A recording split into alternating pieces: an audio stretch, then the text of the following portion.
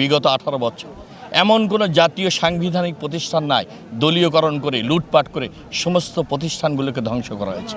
পরিবর্তিত পরিস্থিতিতে গতানুগতিক রাজনীতির বিরুদ্ধে গুরুত্বপূর্ণ বিষয় আমাদেরকে সংস্কার করতে হবে। আমাদের সিভিল প্রশাসন, আমাদের বিচার বিভাগ, আমাদের পুলিশ বিভাগ, অন্যান্য গুরুত্বপূর্ণ সেক্টরগুলোতে আমাদেরকে সংস্কার করতে হবে। যুগোপযোগী করে মানুষের কল্যাণে নির্বাচন কমিশন ধ্বংস হয়ে গেছে। পরিপূর্ণভাবে নির্বাচন ব্যবস্থা 18 বছরে জনগণের ভোটের অধিকার কেড়ে নিয়ে সুষ্ঠু নির্বাচন আজকে আমরা নির্বাচনে পাঠিয়েছি বিগত সরকার। এই অবস্থার মধ্য দিয়ে একটি সুষ্ঠু অবাধ নির্বাচনের মাধ্যমে দ্রুততম সময়ের মধ্যে গুরুত্বপূর্ণ বিষয় সংস্কার করে আমাদেরকে জনগণের ভোটের অধিকার ফিরিয়ে দিয়ে গণতান্ত্রিক শাসন ব্যবস্থায় পার্লামেন্ট নির্বাচনে জনগণের প্রতিনিধিদের হাতে রাষ্ট্র পরিচালনার দায়িত্ব হস্তান্তর করতে। আজকে মংলা বন্দরের কথা বলছেন, বিগত 18 বছর এমন কোনো জাতীয় সাংবিধানিক প্রতিষ্ঠান নাই দলীয়করণ করে লুটপাট করে সমস্ত প্রতিষ্ঠানগুলোকে ধ্বংস করা হয়েছে। মংলা বন্দরে সেটা করেছে গত 18 বছর।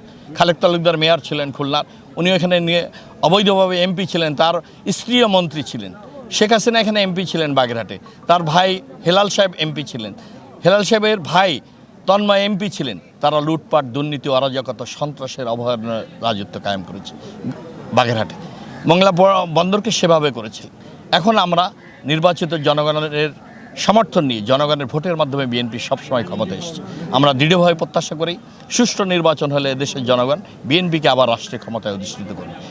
আগামী দিনে তারেক রহমানের নেতৃত্বে আমরা বাংলাদেশে, শুধু মংলা বন্দর না, সারা বাংলাদেশকে আমরা গণতান্ত্রিক শাসন ব্যবস্থায় উন্নয়ন, উৎপাদন, সমৃদ্ধির রাজনীতির সূচনা করে একটি স্বনির্ভর বাংলাদেশ গড়ে তুলব।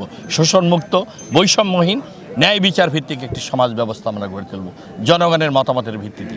সেটা আমরা নির্মাণ করব। আপনাকে মনে রাখতে হবে, এদেশের সবচেয়ে জনপ্রিয় রাজনৈতিক দল বিএনপি। সংখ্যাগরিষ্ঠ মানুষের প্রতিনিধিত্ব করে জাতীয়তাবাদী দল।